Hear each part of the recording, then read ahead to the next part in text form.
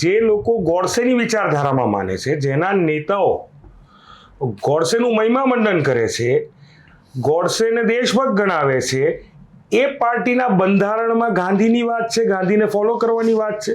તો એનો મતલબ એ થયો કે માત્ર એમણે બંધારણમાં લખવા ખાતર લખ્યું છે, અને જો ગાંધીને ફોલો કરતા હોય તો સત્ય અને અહિંસાની વાત કરે, હિંસાની વાત ના કરે, મોહબ્બત પ્રેમની વાત કરે, નફરતની વાત ના કરે.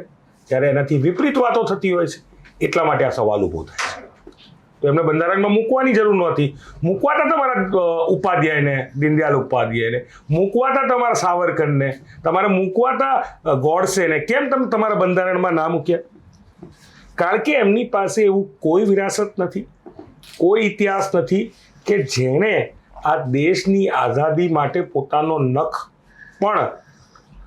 પણ બલિદાન કર્યો હોય, લોહીનું ટીપું પણ આપ્યું હોય, એક દિવસ જેલમાં પણ ગયા હોય, માર પણ ખાધો હોય.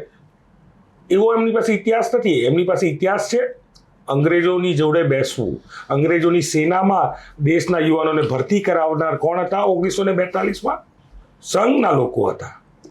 જ્યારે આખા દેશના યુવાનો અંગ્રેજો સામે ભારત છોડોનો નારો લઈને નીકળ્યા હતા, ત્યારે સંઘના લોકો શું કરી રહ્યા હતા?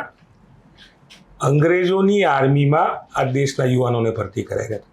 ફરક એટલો હતો કે અમે અંગ્રેજોની સામે લડતા હતા, એ અમારો ઇતિહાસ છે, અને એ લોકો અંગ્રેજોની જોડે રહેતા હતા, મુખબીરી કરતા હતા, એ એમનો ઇતિહાસ